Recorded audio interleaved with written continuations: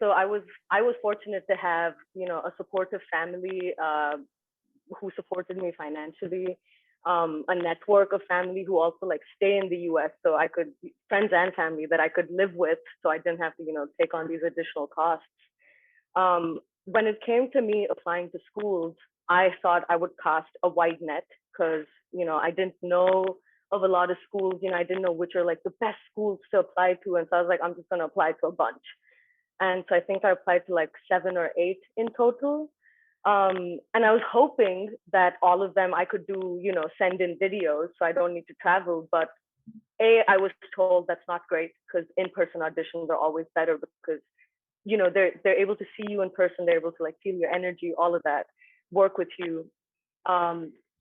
So to NYU, to USC, I was able to send in video auditions and I didn't get through the first round to either, which really freaked me out. And so I was like, okay, I have to go do these in-person auditions. So I had to like take out a month, be here in the US to like go in person, do these auditions. By the way, just my takeaway so far, obviously there are definitely extra steps for international students. We all know this, but it sounds like, every step costs money.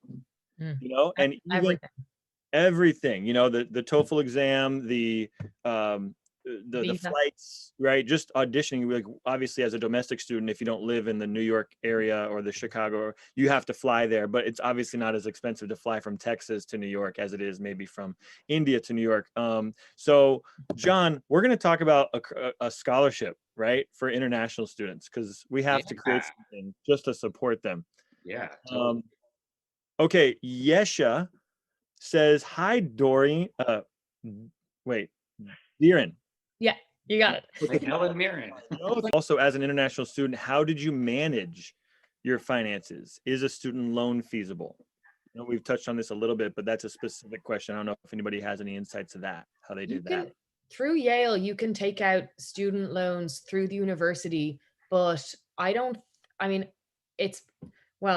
the rate of interest, the payback interest rate is extremely high. So by the time, and it starts from the moment you take it out. So like we all had to take out a small loan at the beginning of first year. And it's almost, I think it's like almost tripled by the time you graduate because the interest rate, if you're international, is so high because it comes through like a private donor. So it's like really not a great, and it's very difficult to pay back because you just accrue so much interest. Go ahead, Anna. No, sorry, go ahead, John. There are also scholarships as well through Yale, right? And that's through specific donors as well, like private donors, like their individual scholarships. I'm just curious, like, as international students, you get all of those resources as well. I mean, I know now for Yale, it's slightly different because now it's entirely paid for because of the new donation. But someone had mentioned earlier about you not being able to use FAFSA, which is news to me because when we apply to college in the US, we're required to do that regardless of our need or our income or whatnot. Can you guys talk to a little bit about that? Yeah, so FAFSA, we can't, as international students, we can't apply for FAFSA, but we are still eligible for, why am I forgetting the word you just said? Scholarships. Thank you. We are eligible for scholarships, for sure. The way Yale worked when we were there is you would sometimes, most students would be required to take a minimum loan to get, so you'd still have your tuition scholarship, or I'll speak for myself. I still had my tuition scholarship, but I was required to take a minimum loan. And that loan is internationally taxed. So there's a whole lot of stuff. There's tax stuff and there's interest stuff. The interest rate is horribly high and it begins the moment you take that loan out. Okay. And so financial planning is like, I don't know if I am good at financial planning. I became better very quickly. Like the first time you see your money leave your account, you're like, whoa, no.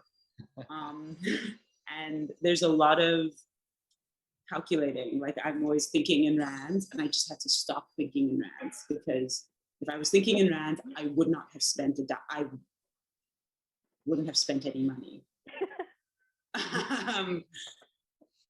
So I feel like I'm not answering the question. The question about Great.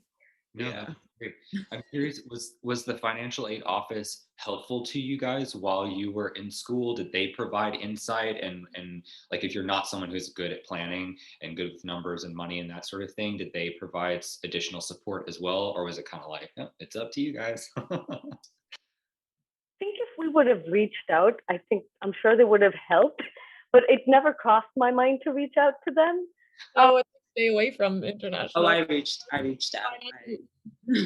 What if they ask you for more money? I reached out.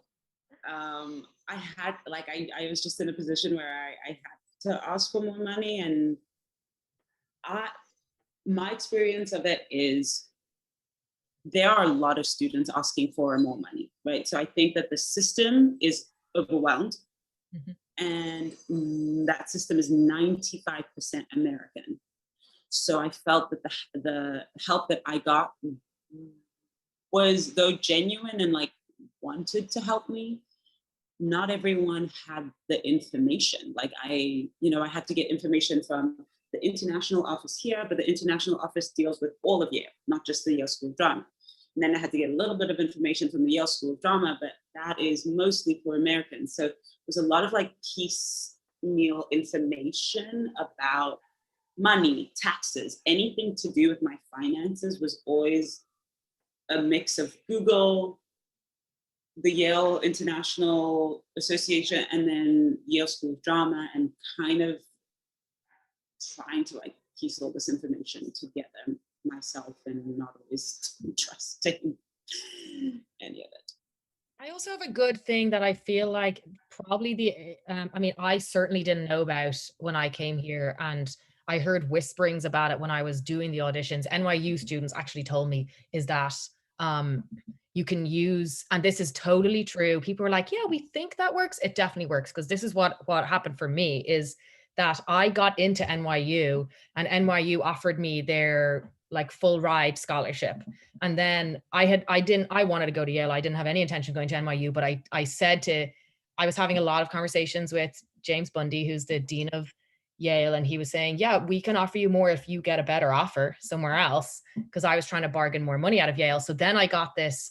So NYU knew that I'd gotten into Yale. So then they were like, they must have been like, oh, we better offer something good so she comes here. So they offered me the full ride scholarship. And then I said to Yale, oh, well, I'm going to go to NYU now because they gave me all this money. And then Yale matched that.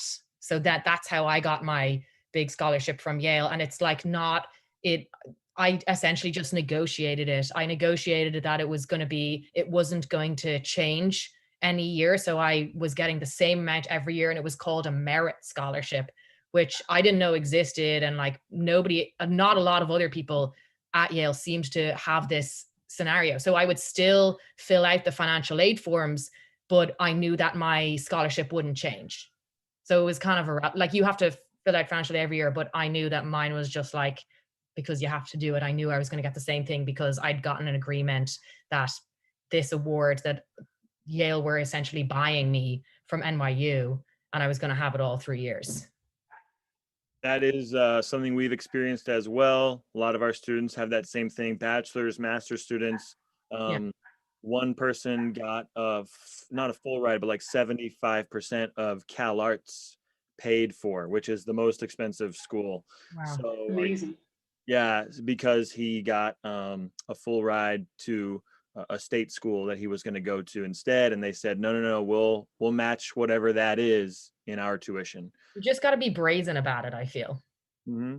Yeah, and like you said, I mean, it's just facts, right? Like obviously I kind of have to go there because they're paying for it fully. That's just going to give that school the best sort of justification, because they've obviously accepted you, meaning you've gone through all these rounds and they want you. If you get accepted to a program, there is an emotional desire on the part of that school to have you train there. So, at that point, you do have leverage if you get a better deal from some other school. And just to clarify, so every year we would have to reapply for FAFSA and financial aid, and your need could be determined to be different every year. So you might not get as much the second year as you got the first year, or the third year as you got the second year. Just so that's clear for anyone who hasn't gone through that process before. Also, sorry, this is another thing that I would find as well, is the tax year in Ireland is different than the tax year in the US. Did Canada and Anna find this? So when I was applying for financial aid, our tax years, you know, for me it was kind of relevant, but our tax years didn't line up to what the financial aid package was asking for. So what I always did, and it always was fine, I never got pulled up on it, as I just like did my best and tried to figure it out and like wrote in the numbers that I thought. But that is definitely a thing as well, is that the financial, I mean, everything in university in the US is only, I found, geared towards people who are from the US, and any systems that are a little bit different from the US system doesn't quite fit in what they're asking you for. So you kind of have to juggle things and figure it out a little bit and try and make it work.